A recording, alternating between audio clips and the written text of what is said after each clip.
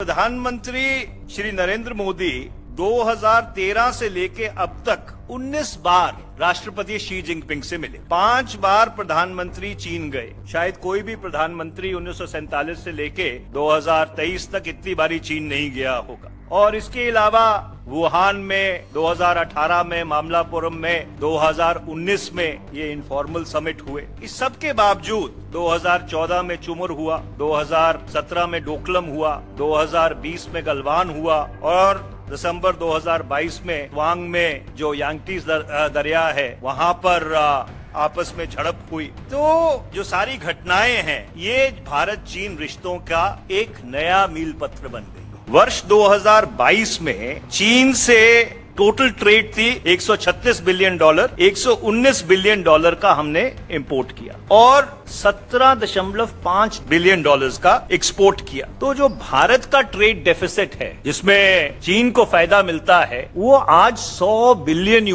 से ज्यादा है। तो कहीं ऐसा प्रतीत होता है कि ये जो चीन से घुसपैठ हो रही है इसको किसी तरह हम सब्सिडाइज तो नहीं कर रहे। अब आपको याद होगा जून 2020 में जब गलवान की दुर्भाग्यपूर्ण घटना हुई और हमारे कई जवान और अफसर वीरगति को प्राप्त हो गए, तो प्रधानमंत्री श्री नरेंद्र मोदी ने ये कहा कि भारत की सरजमीन में किसी भी तरह की कोई घुसपैठ नहीं। डीजीपी और आईजीपी की कॉन्फ्रेंस होती है तो वहां पे एक पेपर प्रस्तुत किया जाता है। उसमें ये लिखा गया है कि presently they are 65 patrolling points starting from Karakoram pass to Chumar which are to be patrolled regularly by the Indian security forces.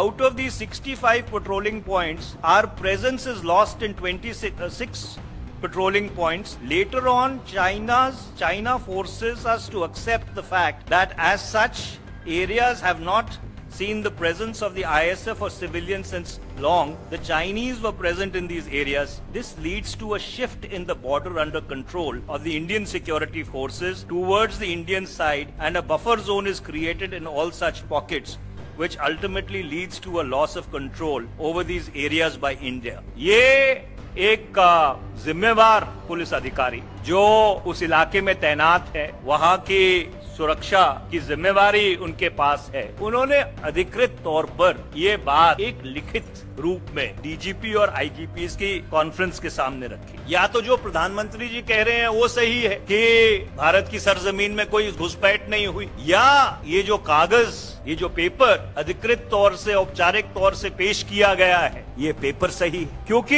यही वो 2000 किलोमीटर है जिसके बारे में निरंतर और लगातार ये बात उठती आई है कि ये 2000 किलोमीटर जो भारत की सरजमीन है, we have lost to China.